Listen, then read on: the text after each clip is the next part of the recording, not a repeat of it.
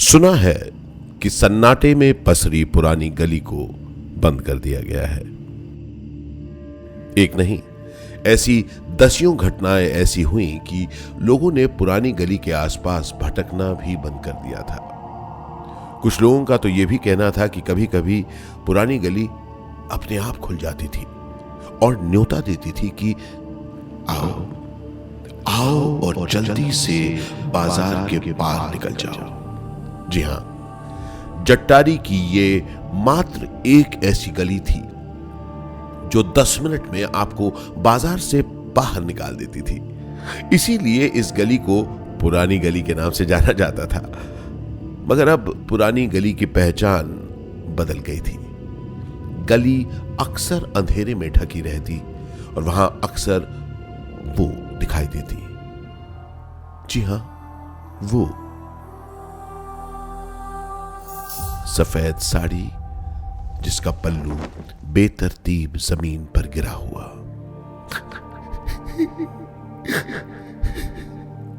उसकी सिसकियां और उसके पीछे पीछे घिसटता वो सफेद पल्लू।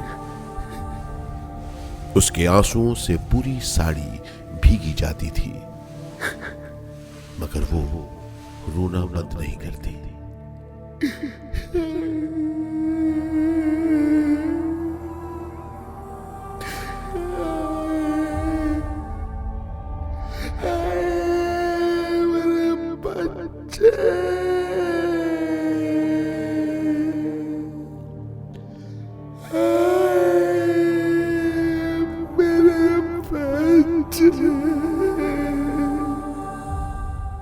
बस गली में यूं ही गूंजती रहती उसकी ये आवाज। उसे न दिन की रोशनी का डर था और न ही बाजार की चकाचौंध का। जिस तरह ट्रैफिक पुलिस के होने पर लोग अपना रास्ता बदल लेते हैं, बिल्कुल वही हाल था जट्टारी जैसे छोटे से कस्बे का। दुकानें शाम होते ही बंद हो जाती थी। इसलिए नहीं कि दुकानदारों को कोई खतरा था, बल्कि डर के मारे ग्राहक मार्केट ही नहीं आते थे। उन्हें जो भी खरीदारी करनी होती थी वो दिन के उजाले में ही निपटा लिया करते थे। इसी वजह से दुकानदार भी टाइम से दुकान बढ़ाते और घर को निकल जाते। पहले लोग ये मानते कि शकुंतला दुकानदारों को परेशान नहीं करती, मगर जब से राजू चाट वाले की शकुंतला से भिड़ंत हुई, तब से सबके हौसले पस्त हो गए थे। उस हादसे के बाद एक ही दिन में जट्टारी की उस पुरानी गली को दीवार में चिनवा दिया गया और 7 घंटे चले हवन के बाद लोगों को तसल्ली हुई कि अब शकुंतला इस गली से बाहर नहीं आ पाएगी। शकुंतला के साथ साथ राजू चाट वाला भी फेमस हो गया था। और फेमस हो भी क्यों ना, शकुंतला ने उसका रेडियो जो खराब कर दिया था। जी हां दोस्तों, मैं हूं आशीष विद्यार्थी, लेकर आया हूं एक नई कहानी खतरनाक कोई। कहानी का नाम द वेलिंग वुमन। अब क्या है कि रोज की तरह आज भी राजू ने सुबह 9 बजे अपने चाट का ठेला लगाया और 10 बजे से लोगों की भीड़ ने उसके ठेले पर भीड़ लगा दी थी। हाँ भैया, दे रहा हूं मैं। भैया ऐसा करना है, पापड़ी चाट दे देना। भैया, अरे यार जरा सा हमको भी गोलगप्पा दो ना यार। अरे देता हूँ भाई साहब, अभी देता हूँ आपको, एक एक करके। आइए मैडम जी, आप इधर खड़े हो जाइए। आपको तीखा चलेगा कुछ? ये लीजिए। अरे भैया, बड़ा मीठा कर दिया तुमने। अरे यार राजू, तू तो कमाल है। बस जी, आपकी दया है। उसकी चाट में कुछ तो बात थी कि आसपास गांव के लोग अगर जट्टारी खरीदारी करने आते तो उसकी स्पेशल चाट खाकर ही घर का रास्ता पकड़ते। छोटी चाट 10 रुपए के और छोटे से दोने में आती थी और बड़ी वाली चाट 20 में, बड़े दोने में। उसके ऊपर उसका ठंडा मसाले वाला पानी। आहा, भाई मजा आ गया भाई। भाई सुनो, थोड़ा सा मसाला डाल दो। अरे भाई साहब, मसाला तो और डाल दूं, लेकिन बाद में तकलीफ होगी, यही ठीक है। सच कह रहे हो भैया, बहुत ही अच्छा लग रहा है। उसके यहां बिकती हर चीज लोगों में जैसे आग ही लगा देती थी। उसका ठेला भी बस स्टॉप के पास ही लगता था, तो अलीगढ़ जाने वाली हर गाड़ी कुछ देर वहां रुकती थी। राजू की चाट में कुछ बात तो थी कि एक चाट से पेट बेशक भर जाए, मगर नियत नहीं भरती थी।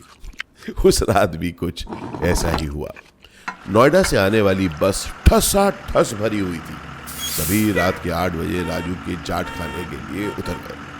अब जट्टारी तो पूरा सुनसान पड़ा था, बस राजू के ठेले पर जमघट लगा था। लोग चाट खाते खाते राजू से पूछने लगे, लला, अरे भाई हमने सुना है यहाँ पर कोई औरत भी घूमने आती है रात में। उधर से एक नौजवान बोला, अरे बाबा उम्र का भी लिहाज कर लो जरा, चुपचाप चाट खाओ। अरे राजू भैया, इनकी चाट में ना थोड़ा और मसाला डाल दो। सब लोग हंसने लगे। तभी बूढ़ा आदमी बोला, तुम भी उम्र का लिहाज करके बोलो, समझ गए ना? हाँ, बड़े आए मुझे चुप कराने। ए राजू, तू बता, सच है क्या? यहाँ पर कोई औरत घूमने आती है क्या? अब सुना रोती रहती है।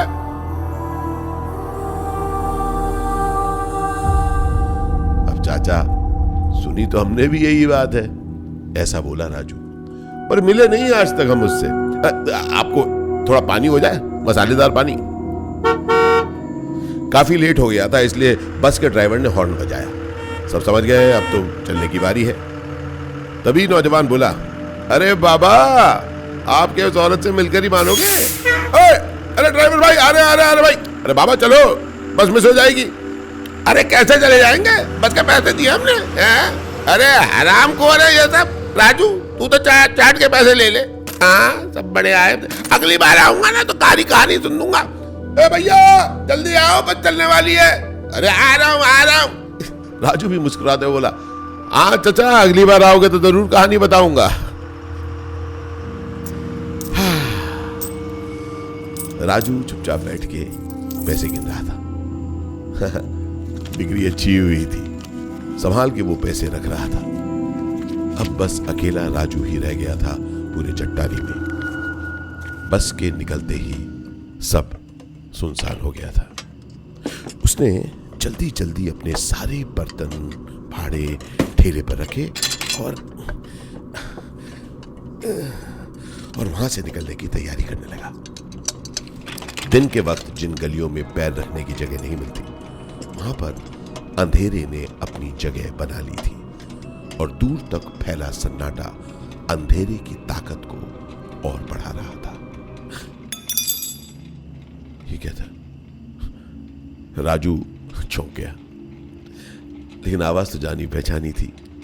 उसने नीचे देखा तो सड़क पर उसकी एक चम्मच गिरी हुई थी।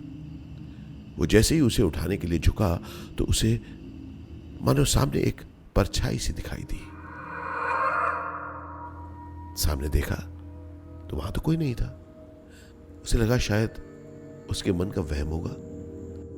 वो जैसे ही चम्मच उठाने के लिए झुका तो अब देखा कि वहां पर चम्मच नहीं था। कहां गया चम्मच?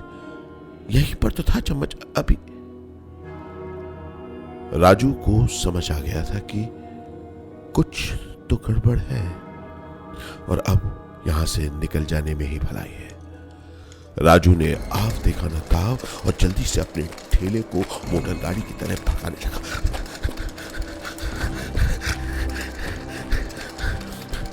न जाने कैसे पुरानी गली खुली पड़ी थी और राजू ने अनजाने में ही अपना ठेला पुरानी गली में मोड़ दिया कि चम्मच गिरने की आवाज दोबारा गूंज गई। राजू ने देखा कि उसकी वही चम्मच अब वहां पर जमीन पर गिरी पड़ी थी, मगर इस बार राजू ने उसे उठाने की जहमत नहीं की। उसका ठेला अब हवा से बातें करता हुआ दौड़ रहा था कि तभी फिर से चम्मच गिरने की आवाज आई। वो बेतहाशा भागे चला जा रहा था और चम्मच की आवाज और तेज होती जा रही थी। पुरानी गली से मुड़ते ही एक दीवार से उसका ठेला जा टकराया और उसके सभी बर्तन सड़क पर गिर पड़े। जैसे ही बर्तनों की आवाज शांत हुई, राजू को किसी के सिसकने की आवाज सुनाई दी।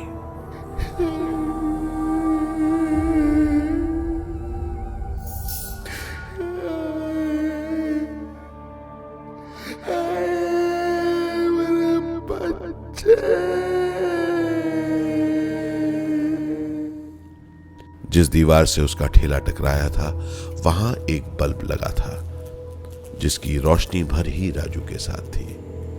बाकी उस पार का अंधेरा उसके इंतजार में खड़ा था। पूरी गली में सिर्फ एक यही बल्ब लगा था और राजू को समझ नहीं आ रहा था कि वो यहां से आगे कैसे बढ़े।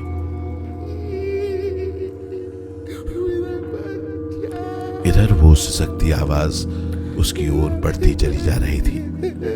राजू ने अपने ठेले से लोहे की सरिया निकाली और दोनों हाथों से लेकर वो अपने ठेले पर बैठ गया। सिसकती आवाज एकदम रोशनी के परे आकर रुक गई और अब वो कुछ कहने लगी।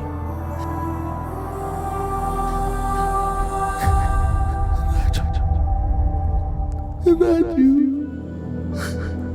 राजू, कहाँ है मेरे बच्चे? राजू, कहाँ है मेरे बच्चे? कहाँ है मेरे बच्चे? मेरे बच्चे, मेरे बच्चे।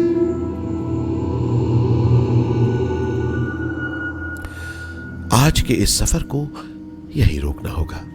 मैं आशीष विद्यार्थी अगले हफ्ते फिर आऊंगा द वेलिंग वुमन के अगले अध्याय के साथ। तब तक आप राजू की चाट का लुत्फ उठाइएगा। राजू की चाट अगर नहीं भी मिले तो कोई और चाट खाइएगा। याद रखिएगा, चाट खाते खाते अक्सर कुछ आवाजें सुनाई देती हैं। और सुनते रहिएगा कहानी खतरनाक कोई विद आशीष विद्यार्थी। दस्तक की आवाज आई, आपने सुनी? आपके दरवाजे पर कोई दस्तक दे रहा है। जरा खोल के देखिए ना, कहीं शकुंतला तो नहीं?